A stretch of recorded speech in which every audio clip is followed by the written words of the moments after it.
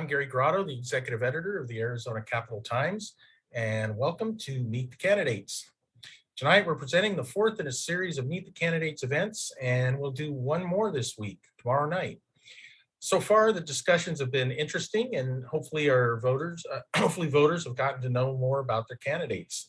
So at this point, I want to thank the Arizona Citizens Clean Elections Commission for sponsoring this event. And the Clean Elections Commission administers the Citizens Clean Elections Act, which voters passed in 1998. The act seeks to restore citizen participation and confidence in the political system, improve the integrity of Arizona state government, and promote freedom of speech under the Arizona and U.S. constitutions. So here to tell us more is Avery Azola. He's the voter education manager for the Citizens Clean Elections Commission. Thank you, Gary, and thank you to the Arizona Capital Times for bringing the voters the opportunity to meet the candidates. Voters, we thank you for spending your evening with us and taking the time to learn about the candidates and their platforms so you can cast a vote informed. Early voting is, of course, as you know, underway. So here's just a few reminders. Sign that early ballot affidavit envelope if you're voting early to make sure your ballot is counted. Also, independent voters can vote in the primary. And if you want an early ballot, make sure you contact your county recorder as soon as possible. After this evening, if you'd like more information on the candidates, Clean Elections and the Arizona Capital Times hosted a series of debates that you can find at azcleanelections.gov. You can also check the mail for our voter education guide. And thank you again for your time tonight, and we hope you enjoy meeting the candidates. All right, thank you, Avery. So I'm just going to explain a little bit about how it works tonight. This is not a debate, so there's not going to be any rebuttal or anything like that. And the candidates are here to tell you about their platforms, their campaigns, about themselves, and they're looking to persuade you to vote for them. And it's your opportunity as the voter to send your questions. And you can do that by putting them in the comment section. And we'll try to get as many as possible. And we'll be bringing the candidates out in groups. And after every group of candidates, we'll take a short break before we return with a new group. And finally, if you could subscribe and like the Morning Scoop channel, we'd be very grateful. So tonight we're going to present legislative districts 19 to 24. And in the meantime, we're going to take a short break and we'll be back with the candidates.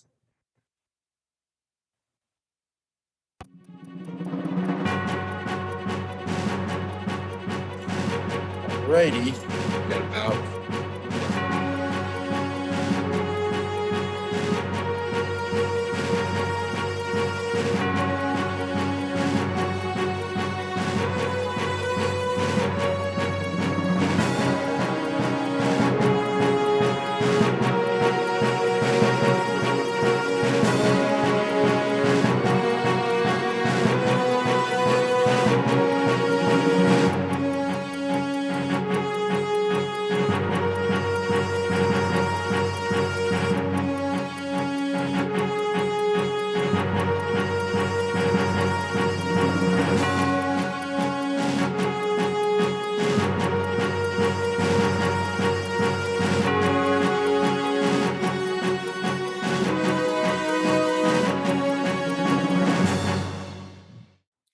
Welcome back, and we're here with Sonda Clark. She's a Democrat running for the House in Legislative District 19.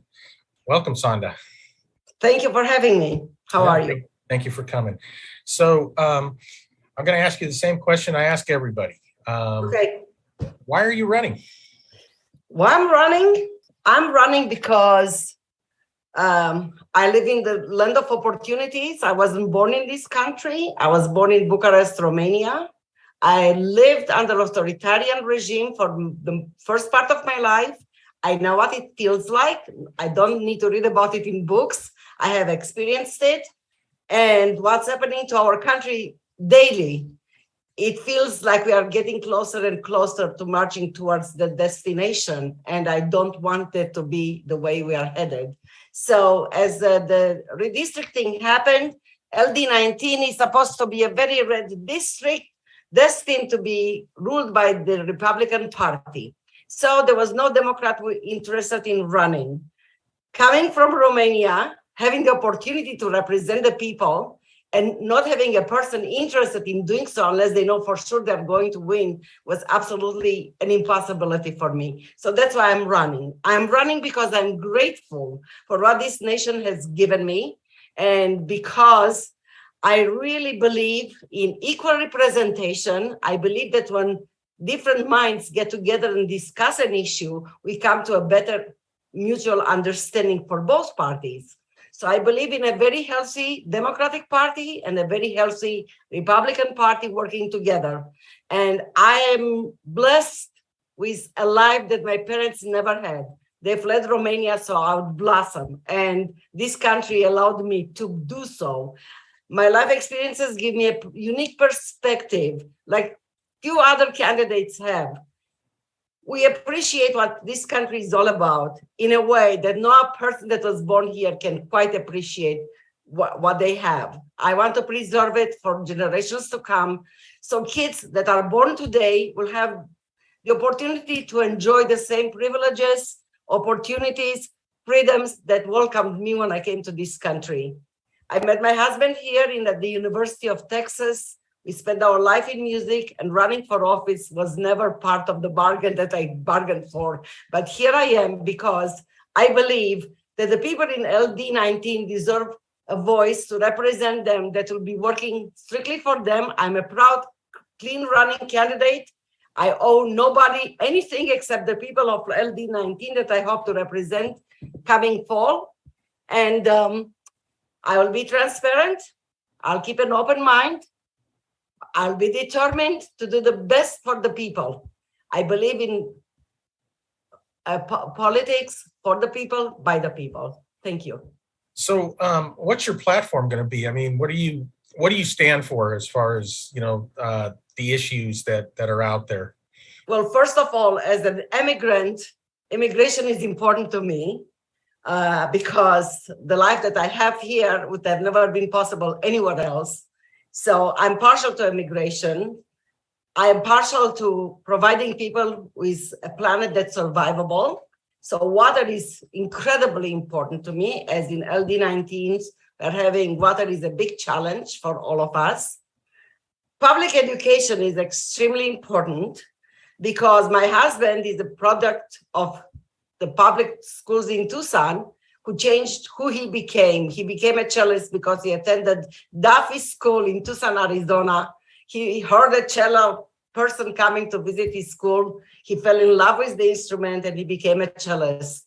Otherwise, we'd have never met. So I feel very partial to a great public education that has been shortchanged now for a very long time and continues to be so, despite the surplus that we have and whatever it was promised by current administration to improve public education is still being gutted to a large extent. And I would like to change that. So my platform is very simple. Precious water needs to be protected. Personal rights, the privilege of autonomy over one's body from birth to from conception to death is very important to me. I don't think that there is anything that's more important in terms of freedoms, when we talk about freedoms, than a person having autonomy over their own body. So that's very important. And the democracy, which is the moment on the verge, I want to protect it because there is no better form of government than a democratic country. I can vouch for it. Well, on the topic of water, yes, we're going to spend $1.2 billion over the next few years, for big projects and some conservation. What do you think what more do you think needs to be done as far as? Well, I'm not so sure that the proposed plans that of spending the $1.2 billion is the smartest way to spend that amount of money. The point of it is that in LD19, Graham, Greenlee, and Cochise County, by everybody that's done any studies at all, are going to be uninhabitable in the next 20 plus years. That's not that far away. Time marches by very fast. So what we need to do, first of all, I really believe that is very important for LD19 and Cochise County, for example, to be included in a new act of active management of water. We need to control how much people consume and meter the consumption for everybody, not just for some. So I believe that we need to listen. How would you go about doing that? How would you go about regulating the consumption of the individual? Have metered, have a transparency over how much you are taking, how much you are consuming for every 3 gallons for every 8 gallons that we take out, only 3 gallons go back. If the aquifer goes dry, it will be hundreds of years before it will be replenished, and we will not be able to live here. I mean, already in Cochise counties, the wells are running dry.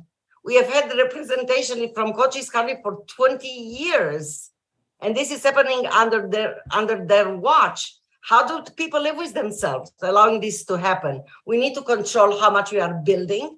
We need to control what we grow. I mean, agriculture is not the elephant in the room. It's what we grow that is the elephant in the room. We grow alfalfa that doesn't even stay here, goes to Saudi Arabia. Is that putting America first? I'm asking you. I don't think so. So I will fight to really put Cochise County people and Greeley County and Graham County people first, in a real sense, not by a slogan, by putting measures that will protect their future. So as an immigrant, what do you think needs to be done? I'm assuming you're not happy with the immigration policies of the United States right now? No, I hate it. Yeah. What would you do as a legislator? First of all, I think that it is time to vote in office courageous representatives, those who have the courage to cast a vote that might be not popular, particularly, that might not return them to office, but will do a great deal of good for the country for years to come. We need to have major immigration laws passed in Washington, D.C. That's a federal problem that nobody wants to deal with. We need to address the DACA kids situation. They've been told 10 years ago that they'll be protected.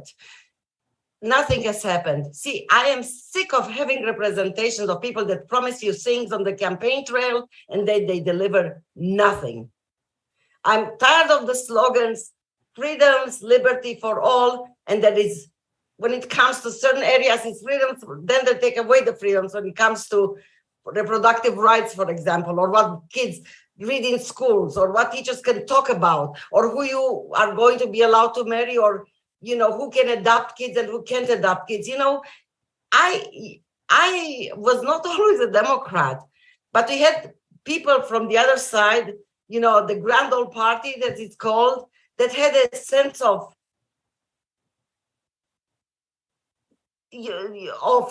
a backbone. I didn't always agree with their thoughts or their minds or their plans, but you knew where they were coming from. You could count on it. We used to call people who changed their minds flip-floppers.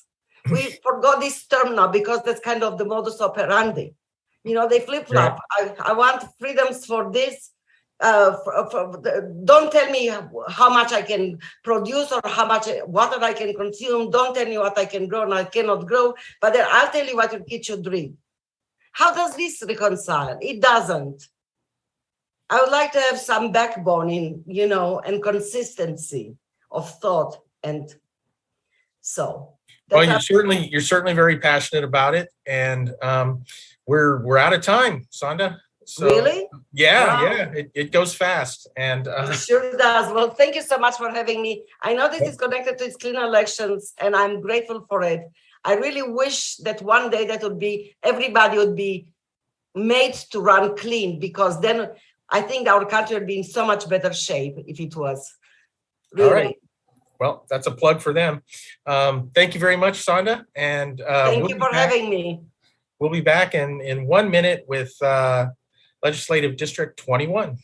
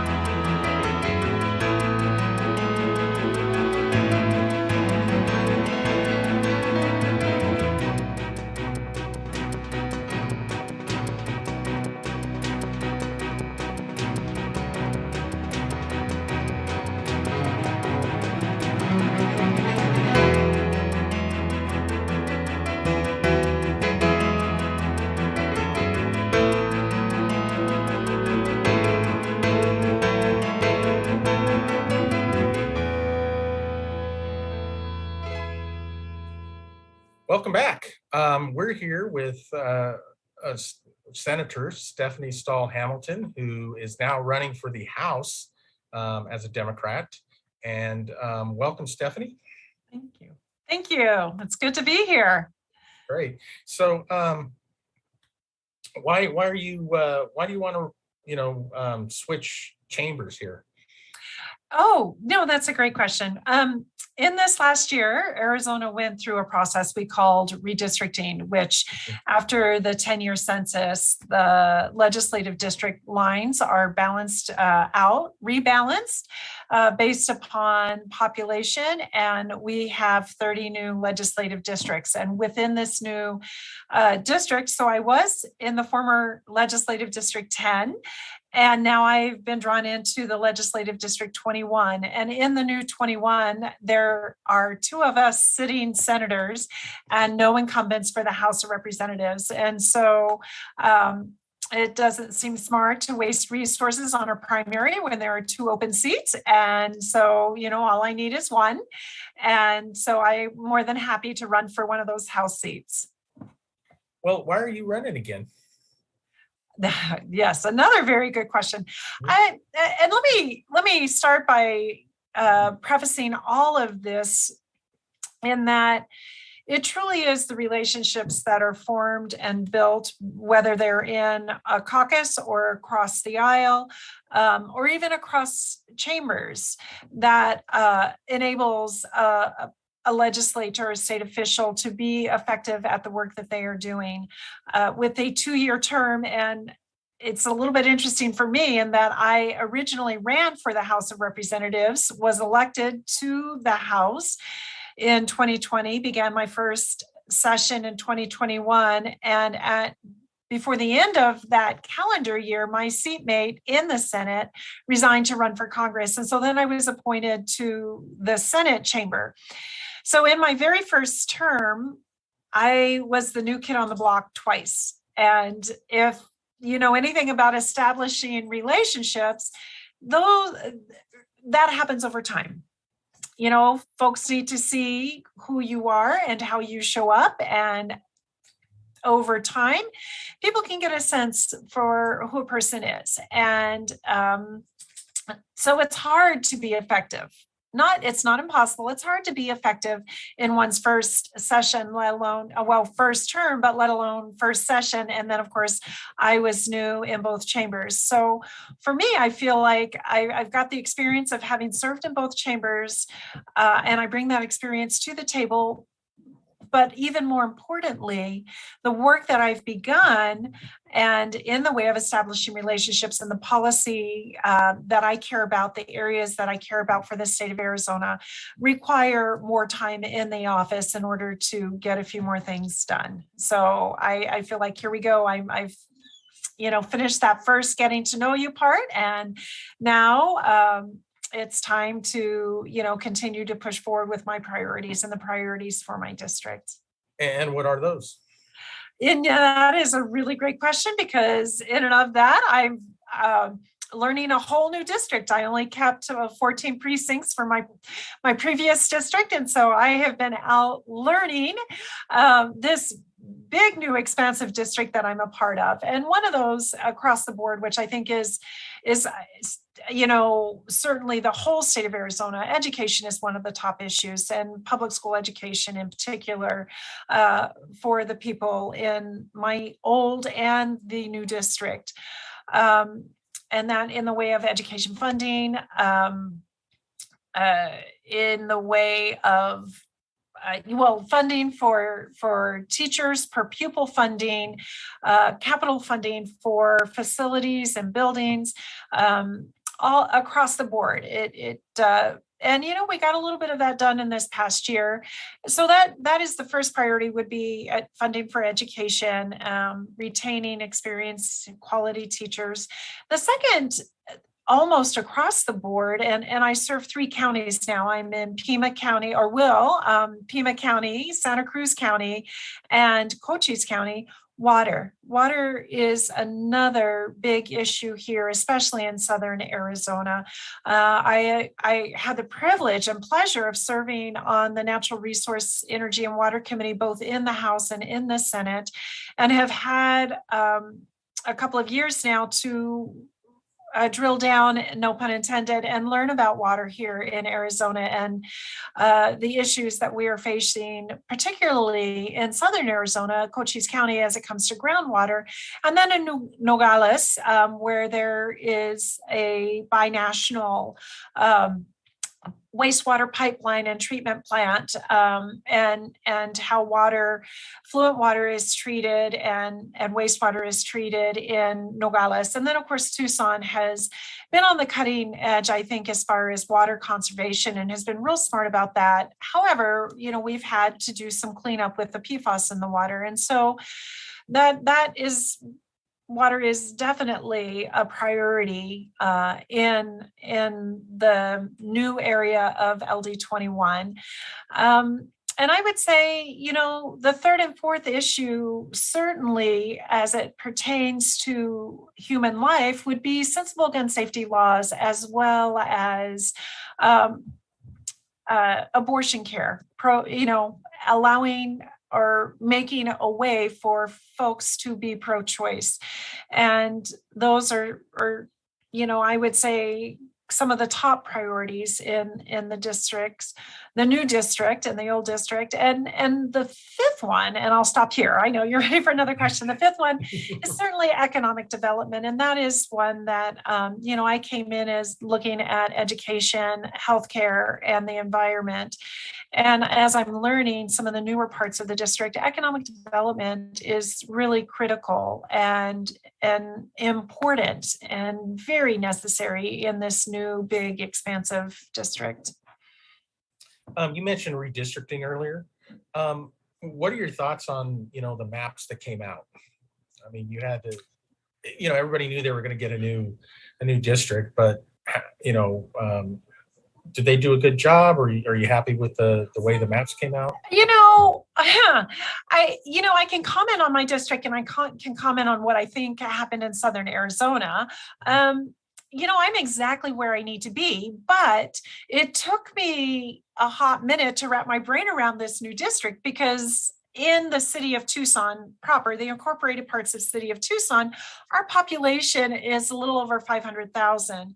And before redistricting, there were two fully intact districts in the city of Tucson, which is about roughly 250,000 persons per district, which is consistent throughout the state and would make sense for a city like Tucson. Well, my district, the old LD10, got broken into 4 different LDs and is no longer fully intact. So my district, I live in the center of Tucson, and my district runs down through South Tucson all the way down to the border, Nogales, travels along the border, swings up and grabs Naco and Bisbee. So not only am I in Pima County, Santa Cruz County, and I'm also now in Cochise County. And so it's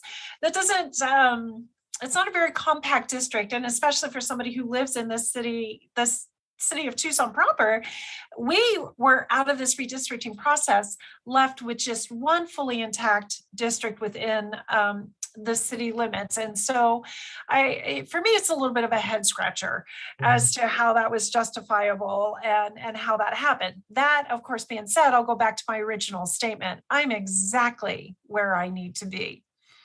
All right. Well, we got about a minute left. Why should you be elected? Why should people vote for you?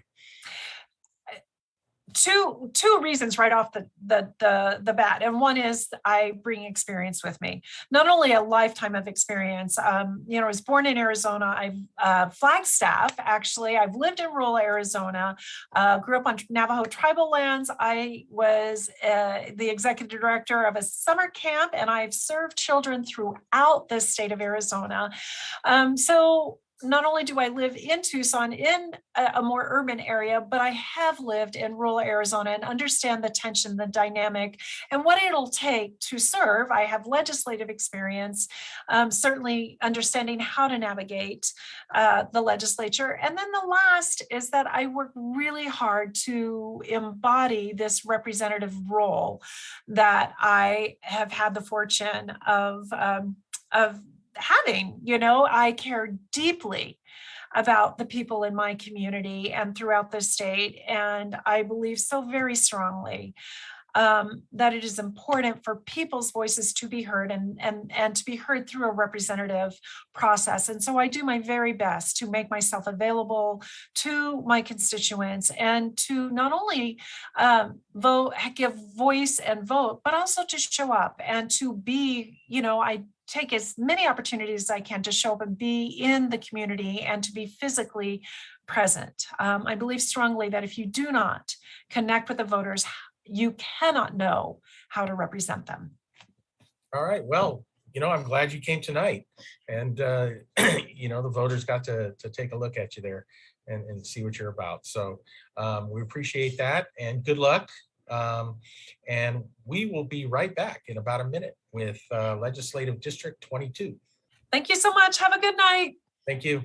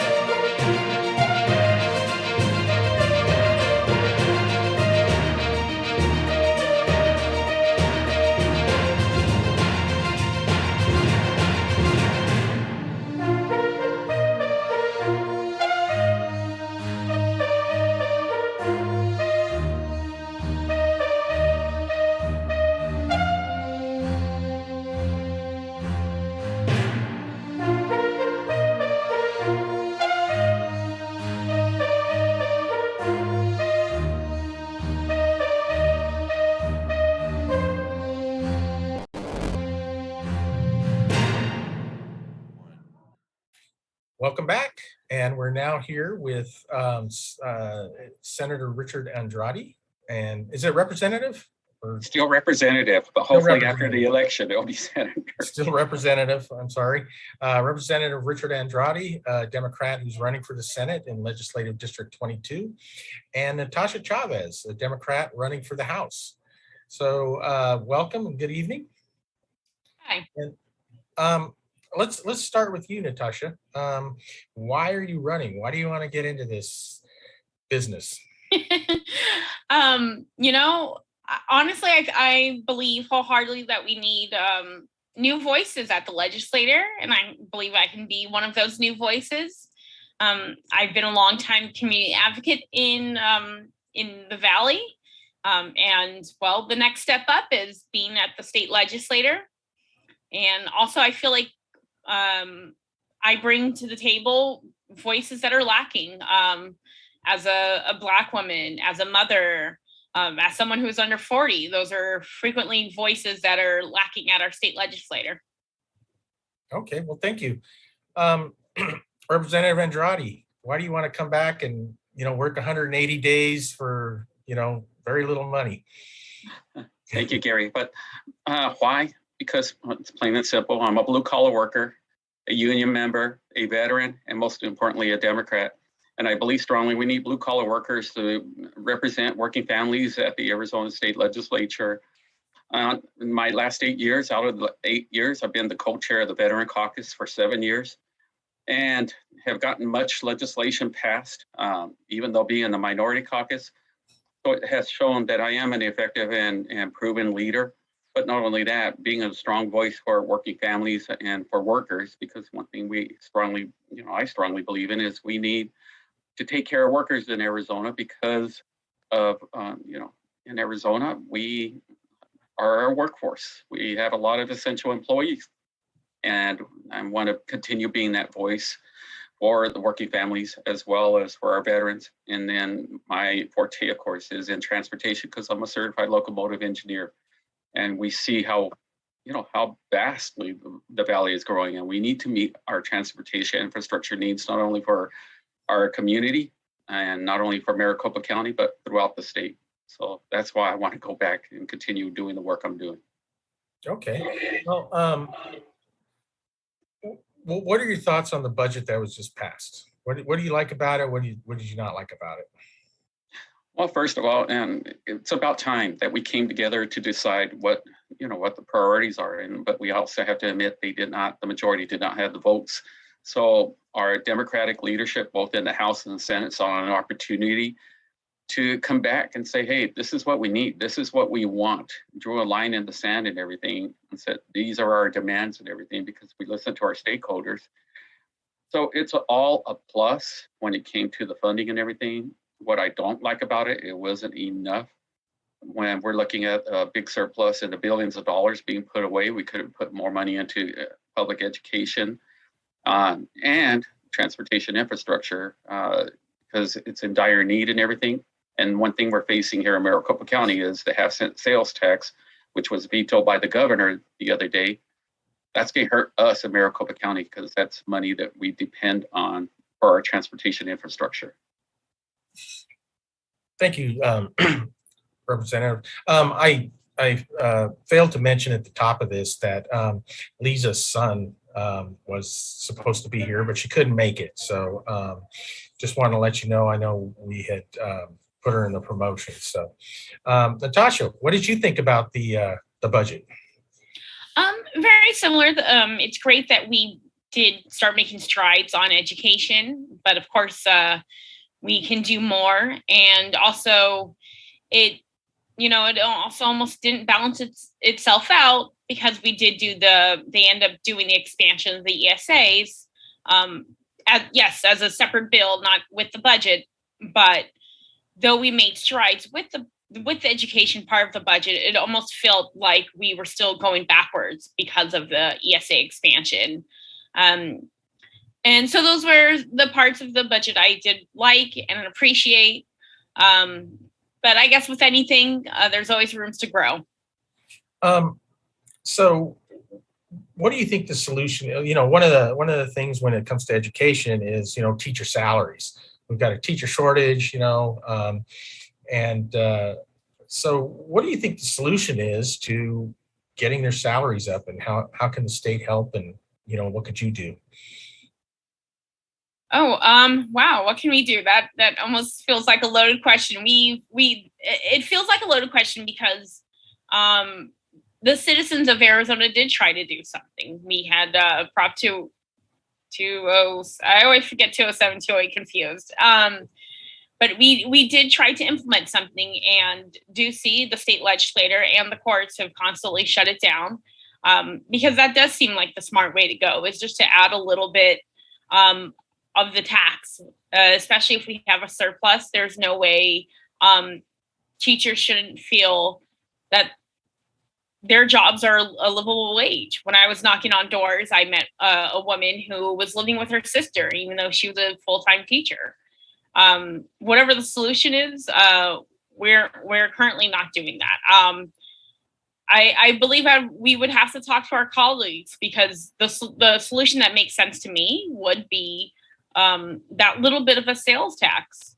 But if we can't go down that avenue, then we need to figure out how to use our surplus, if we still have one, in the upcoming budgets on making sure that teachers have what they need. But on top of that, when we're talking about retention, they also need to have respect. We saw at the legislature this year, everything from having teachers post their curriculum for a whole year, and also telling them what they can or cannot teach. Luckily, these things did not pass, but even if you have a livable wage, if you're constantly being micromanaged by your state legislator or by your school district, you're also still not going to want to come back to that school. All right. Well, I promise no more loaded questions. I didn't mean for it to be. And Representative, what's the solution to the teacher salaries? First of all, and once again, like I said, even though we gave $526 million to public education, it still was way below the ask of 1.3 billion was the ask and everything. But several things we could do is quit ignoring our educators and quit ignoring their profession, because it is under attack. It's always constantly being attacked with the different pieces of legislation that was going through the process. Bringing them to the table and making sure they're at the table. I mean, when it came to Arizona Educators Association, they work, of course, kept in touch with the Democrats, but yet our counterparts across the aisle do not bring them to the table to listen to some of their needs and everything. So we need to bring all education professionals to the table to start talking about how do we better attack this. Well, one other way is to stop the ESAs, because we know that drains money away from our public schools and everything. But the bottom line is having a conversation and actually go visit some of your public schools, because I'm not only in the district of the former 29, but I've been to other schools in other districts where they said we can't get our legislators to come visit us and see what's really going on. So I think there's a lot of miscommunication and perceptions and theories. Go into the classrooms, see what's going on. Now, when it comes to water, a lot of money has just been allocated for it. 1.2 billion, I think, for some projects. What more? And I keep hearing from everybody that's been on. There's more that needs to be done. I think the governor's even said more needs to be done. What more do you see needs to be done, Representative? Well, and once again, yes, money was given towards it, but we're all anxiously waiting to see how is this going to play out and everything, because today we're hearing that it's going to be a mess, that that hasn't been addressed, because we are facing extreme drought conditions, even though it rained a little last night, but it's not near enough, because where do we get the majority of our water? From groundwater, and of course, and then from snow melt. And we see the Colorado River.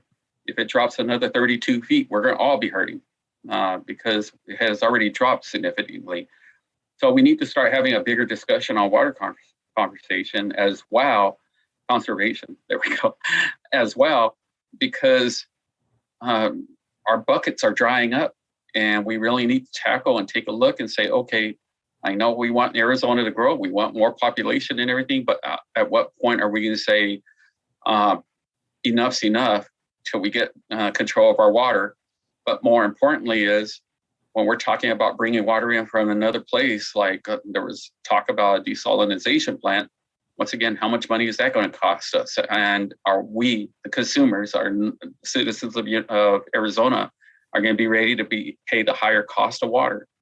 Because those are discussions we need to have and have an ongoing conversation, and making sure that all stakeholders are at the table, and the ones that really need to be at the table, of course, we need to start listening to them until we get past this drought, and hopefully we do get past it, because we're seeing extreme weather throughout the world. And look at California. They're an example of extreme drought conditions up there in the Sequoias. So hopefully we get together and have a bigger conversation next year. Thank you, Representative. Natasha? Yes, I think, like you said, like everyone here, we agree that water is definitely an issue. And we definitely don't want to be in dire straits that California is in. And actually, there probably are some conservation we should be doing already that we're not. But I'll be the first one to admit, as a potential state legislator, I don't have the answers to all the issues. But this is where I would bring the stakeholders and those who know this issue firsthand, and have discussions with them and have them tell me what are the best solutions, and discuss with folks that are on the ground firsthand when it comes to water conservation, different scientists, environmentalists. So those one, that would be my first step, was to talk to folks who are in the know, and then from there go on and figure out what are the best steps that we could implement right away, but also that wouldn't be too cost effective for the folks in Arizona. All right. So we got about 2 minutes left. Why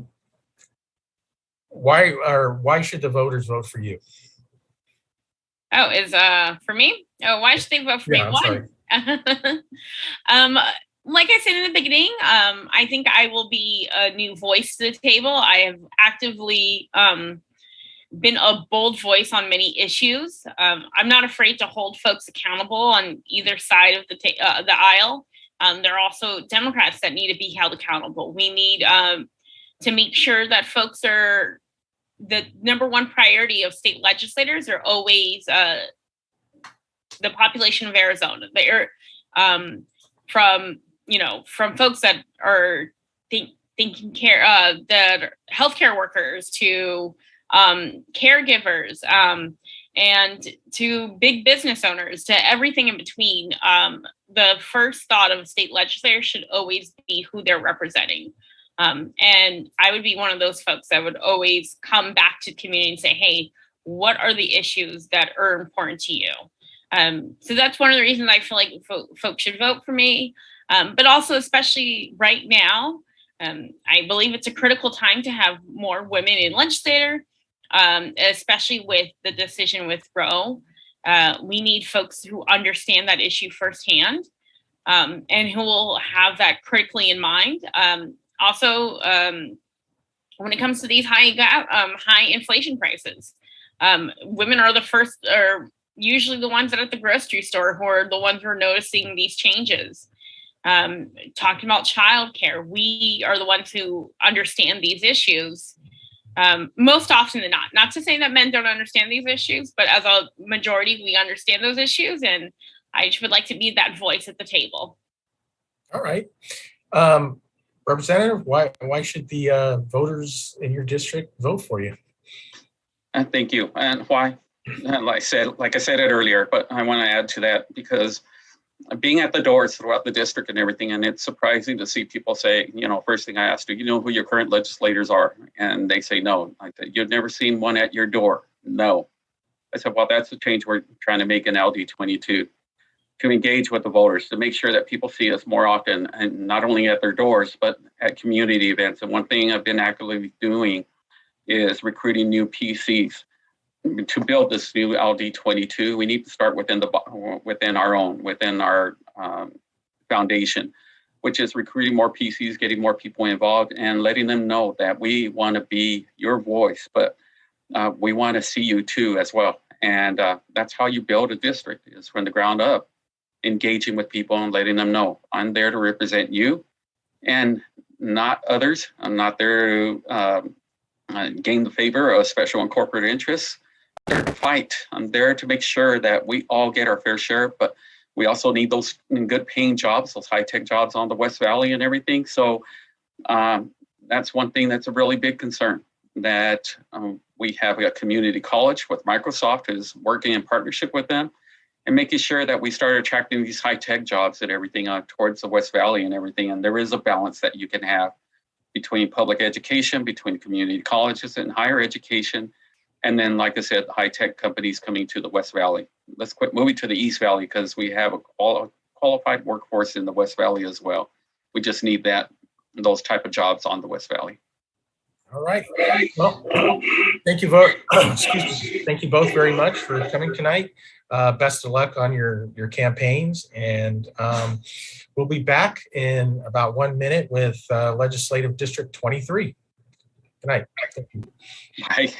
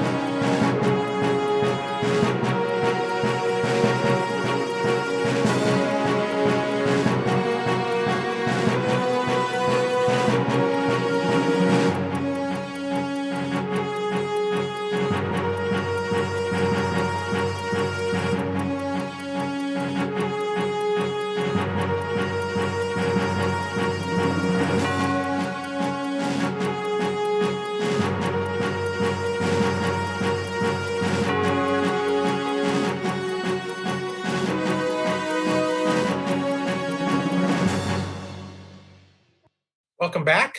And we're here with Legislative District 23, candidates from Legislative District 23.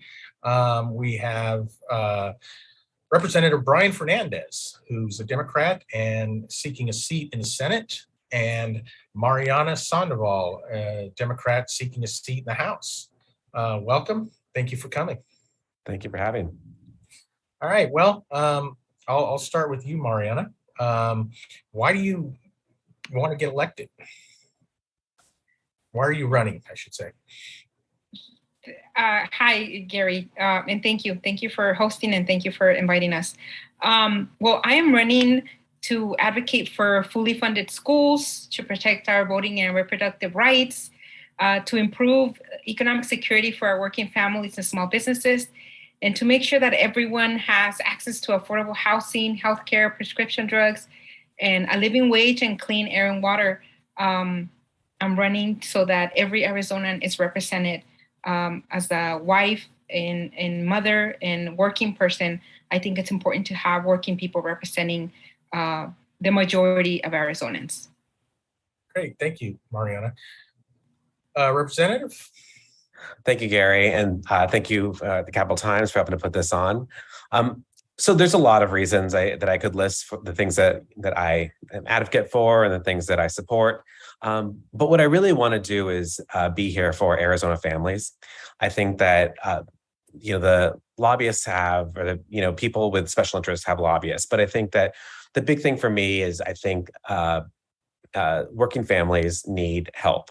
We're seeing higher gas prices, higher housing prices, homelessness, and aside from that, the services that they depend on, like education, infrastructure, and our favorite issue right now in the legislature is water. So I think that if anyone asked me that question, I would say to help working families. Are you becoming an expert in water? I'm trying to be. Okay. I'm going to have big shoes to fill. Senator Elisa Tondo, my current seatmate, but she is retiring and I'm running for her seat. And I'm very proud to have her support. She has been an expert in this for many, many years.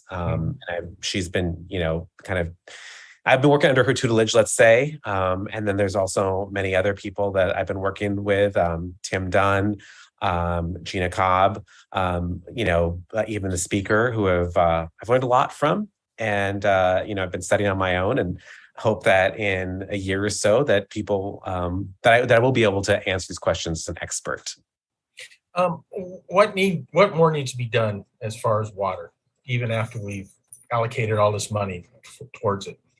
So the allocation of the money was so important, but this is just the beginning. I think that we need to understand that we're going to have to live differently. We're in the desert, and no one ever envisioned, before 1950, that people would want to live in the desert like they do. We have many, many people from all over the country, and in fact, all over the world that are moving. Obviously, mostly in Maricopa County, but throughout the state. We need to make sure that that we, first of all, we conserve water. I think that's the lowest hanging fruit is the conservation, recycling of water, making sure that we're doing our best with what we have. Agriculture is going to have to make some tough choices as well. And that's something that, we're talking about. I think that a lot of people on the other side of the aisle, their idea is just to bring water in, water augmentation, they call it. But that's easier said than done. It's very tough to bring water in from another area. And I'm not saying we shouldn't do it. I'm not saying that shouldn't be our goal. But what I am saying is that that's easier said than done.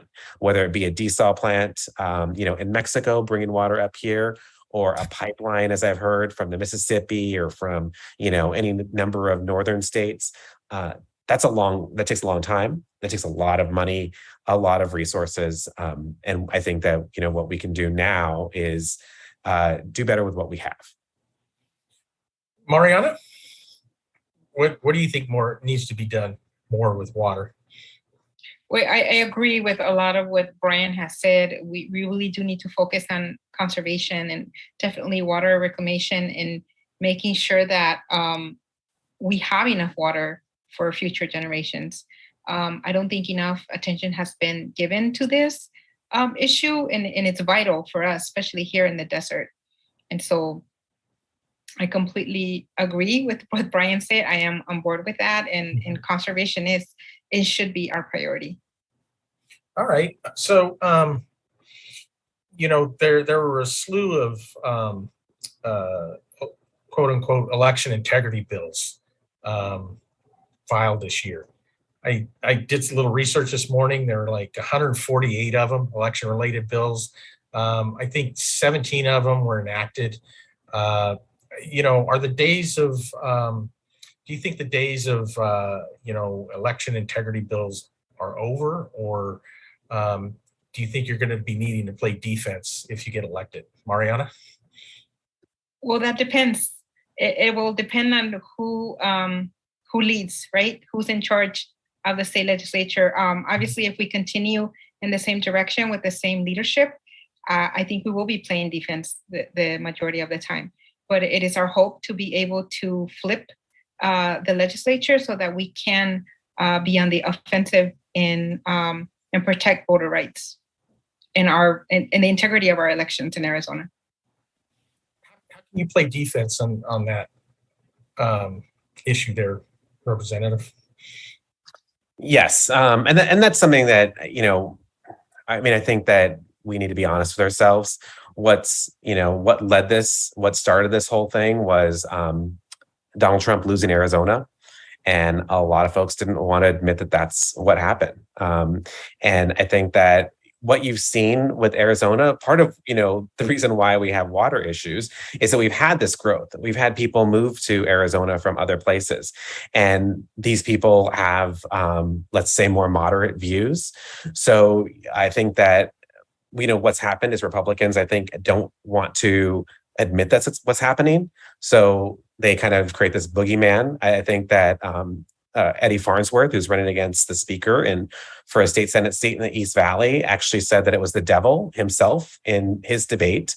I believe it's a debate. It was David Farnsworth, by the way. David Farnsworth, I'm sorry, not Eddie. That's the other. Yes, there's a lot of Farnsworths and Bowers. So, but he said it was the devil, right? And then said that he wasn't speaking metaphorically.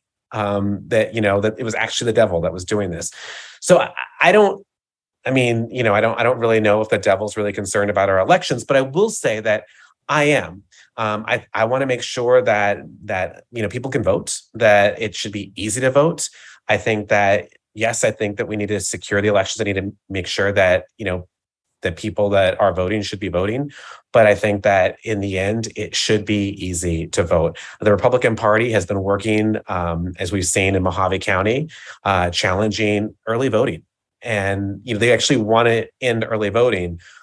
But at the same time, Donald Trump is sending messages to people that they need to early vote for Kari Lake.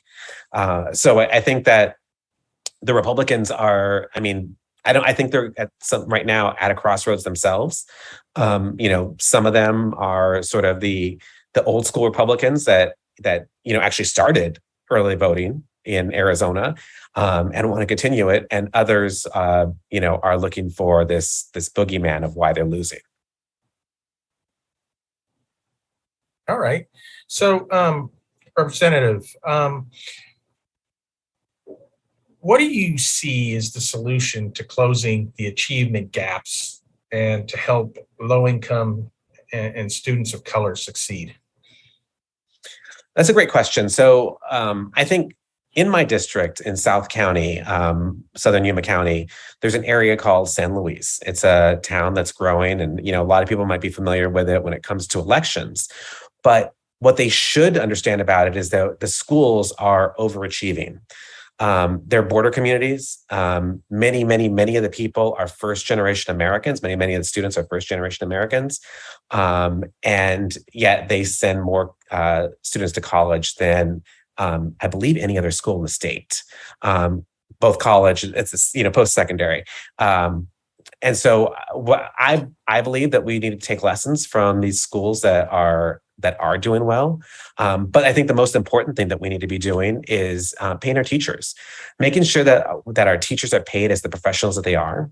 We expect our teachers to be the counselor, the mother, the teacher, everything else for these kids. Yet we don't want to pay them as professionals.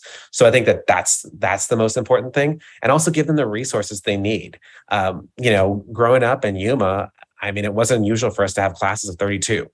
You can't expect kids to perform when they're in that kind of population. We need to have smaller class sizes, more resources, and that goes with counselors and everything else. We need to make sure that we're giving our kids the best opportunity to succeed, so that they can compete in this new economy. Ariana? Absolutely. Yes, we need to do all that, but we need to start with fully funding our schools. As a former school board member, I saw firsthand the needs in the student needs and the pay in our teachers, the underpay. They're very underpaid, our teachers, and they're stretched very thin. Like Brian said, they're not only expected to teach, but they're expected to be the therapist, the counselor, whatever the child may need at home. They're expected to do all of that.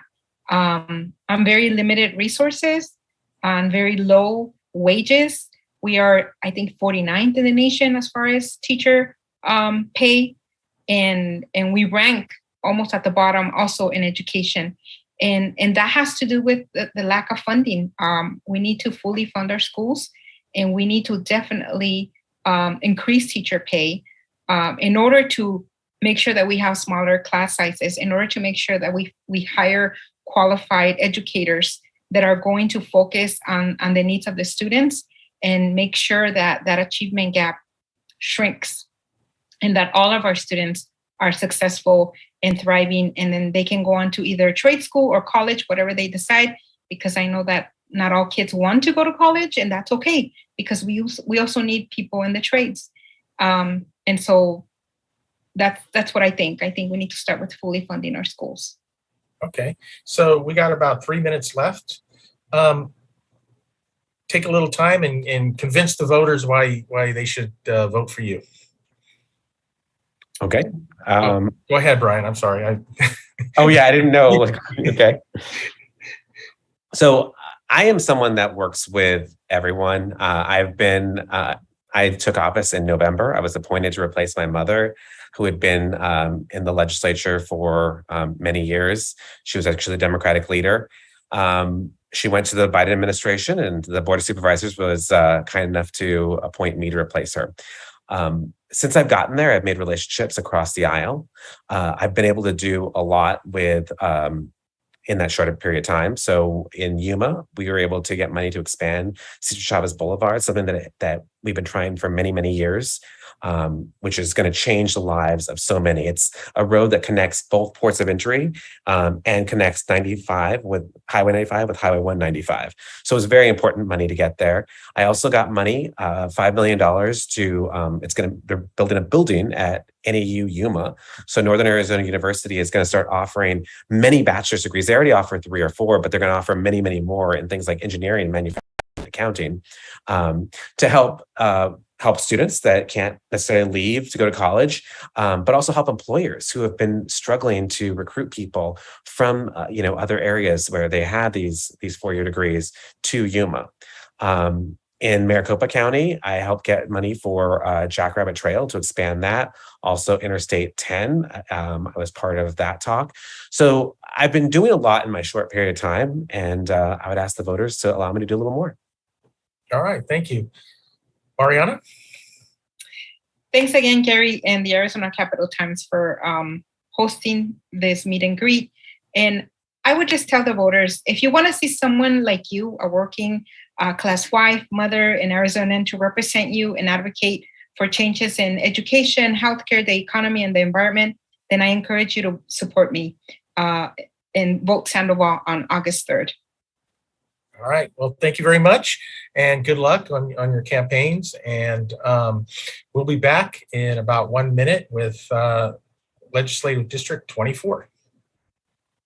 Thank you.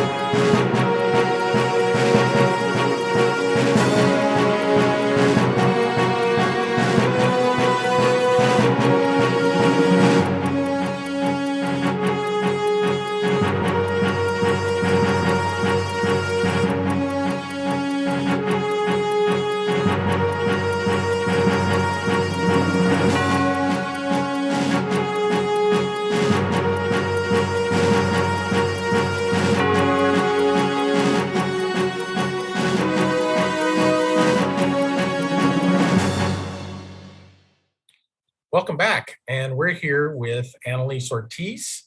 She's a Democrat running for the House in Legislative District 24. And this is our last meet and greet here for the evening. Annalise, thank you for coming. And of course. Can you just start off by telling us a little bit about yourself and why you want to run for office?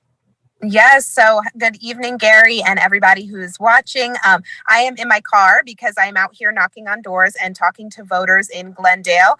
My district, LD24, encompasses South Glendale and far West Phoenix. And if I haven't met you at your door already, I do hope to meet you soon.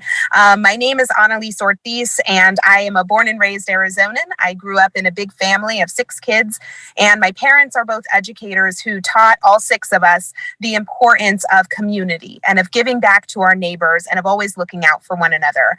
But, from a young age, I realized that the people in power in this state were not necessarily looking out for us. I remember my public school teachers digging into their own pockets to pay for school supplies and the terror that Sheriff Joe Arpaio inflicted upon so many families. And I went to ASU to be a journalist because I wanted to investigate these issues and find out what was really at the root of suffering that was happening in our communities. And as a young student journalist, some of my very first assignments, I was sent to the state capitol. And that's where I really started to connect the dots and to see that the reasons why people were working 2 or 3 jobs and still struggling to get by, and the reasons why our public schools were underfunded, was because of intentional choices made by our state legislators. So I was a reporter for a few years before deciding that in order to really make change, I had to get involved in the fight. And I started working at the ACLU, working very closely with Democrats at the legislature to push forward civil rights legislation and criminal justice reform legislation. And I am running because I am now an auntie to 6 kids growing up in Arizona, and they deserve a future where their public schools are fully funded, where they do not have to worry about the water shortage, and where they can afford a place to live. And those are just some of the issues that I hope to tackle as the next state representative of Legislative District 24. When it comes to water, I mean, what more needs to be done now that they've just allocated a $1.2 billion towards big infrastructure projects? Mm-hmm. Well, I think the first thing, Gary, is to make sure that the money is being used in an efficient way that is going to bring changes urgently. We need to invest in water infrastructure and technology. We need to be thinking outside of the box on water, and we need to take urgent action to conserve water, especially from the major corporations that are using the most. We also need to be sure that we are regulating groundwater usage of water. When we have out-of-state corporations and even international interests that are coming in and sucking up groundwater from rural Arizona without oversight or regulation, that's a problem. So I would really like to see the legislature address that issue to ensure that the farmers in rural Arizona have the water that they need and that it's being used in a smart and efficient way. You mentioned, you were a young journalist covering the legislature. I mean, what things did you see that I guess inspired you or woke you up to want to, pursue this direction that you've gone in? Yes, well, I remember covering the legislature taking away funding from public schools, and I actually went back to one of my elementary school district to cover how fine arts classes were going to be cut from school because of the decisions made at the legislature. And when I was a child, fine arts was where I really thrived and where I felt as though I belonged. And so seeing that was very upsetting to see Republicans wanting to take funding away from our public schools in a way that had a direct impact on fine arts programs, which had helped me tremendously as a child. I also remember covering the bill that Governor Jan Brewer vetoed, the bill where businesses would have been able to discriminate against LGBTQ plus communities. And I remember standing at a protest, doing a stand-up, and feeling inspired by the crowd, by the people who had showed up in droves to say that we were not going to accept discrimination and hate against the LGBTQ plus community. And so those were some of the moments that really stick out in my mind, that I remember, and that I've been inspired by so many organizers who came out to make their voice heard on that bill in particular. So if you get elected, what are some of the first pieces of legislation you're going to tackle, or you're going to try and introduce? Yes. So one of the first things that I would like to see is a real effort to address the affordable housing crisis. I strongly support overturning the piece of legislation which currently ties city leaders' hands and prevents them from putting rent control policies in place. All across Maryvale, people are being evicted at extremely high rates because their rent is going up $500, $700, even $1,000 in some cases. And this is impacting young people, it's impacting families, it's impacting senior citizens on fixed incomes. So we absolutely need to get control and stabilize our housing market by allowing rent limits. So that is one of the first things that I would hope to tackle. I also hope to work on smart bipartisan criminal justice reform legislation. Arizona has one of the highest incarceration rates in the nation, and it costs us more than $1 billion per year, which is more than we spend on higher education. There are smart policies that I have already worked with members of both the Democratic and the Republican caucus to push forward, that each year have had barriers. We've had some success, but I would like to continue pushing the ball forward on smart sentencing reform policies that make our criminal justice system more rehabilitative and save taxpayer dollars. How do you get that over the line? I mean, Representative Blackman was, a Republican pushing for criminal justice reform, and he kept hitting roadblocks. Certain committee chairs wouldn't hear his bills and so forth. So how do you get that over the line? The answer is organizing. We need an inside-outside effort to be intentional about building power in our communities. Look, it doesn't matter what political party you are. If the criminal justice system has impacted you in some way, it has a traumatic effect on your life, the life of your loved ones, and your community. And how we were able to get the Dignity for Incarcerated Women's Act signed into law in 2021 was by building a broad coalition of support, which included people from all walks of life who had been inside Arizona's prison system and seen the monumental failures inside. And what the Dignity for Incarcerated Women's Act does is it ensures that DOC is providing pregnant people in prison with prenatal vitamins, medical attention, and making sure they are not handcuffing or shackling people at any point in their pregnancy. So it results in safer health outcomes for both the parent and the child. And we were able to build a broad coalition of support, but through organizing on the outside and then having lawmakers on the inside pushing it forward. And that is what I have experience with. And I plan to continue using those strategies to bring Republicans along on this issue and to educate those Democrats who might need some more education on criminal justice reform. Okay, well, we just got about a minute and a half left. Okay. So give us, your best sell on why the voters should vote for you. Well, look, more than half of the Democratic caucus in the state house will not be returning next year. And I am the candidate in Legislative District 24 with the most experience working on legislative advocacy. And I am ready to hit the ground running on day one as your state representative. I am somebody who is courageous and compassionate in my leadership, and I will not be afraid to stand up to corporate interests and to be an advocate for our community. I will always be accessible to our community, and I will fight hard to invest in our public schools, protect reproductive health care, address the gun violence epidemic, and ensure that we are creating more affordable housing options for our families. And you can learn more at otheseforaz.com. All right. Well, thank you very much. And you're obviously working very hard out there. And thank you for taking the time, out of your canvassing there and joining us.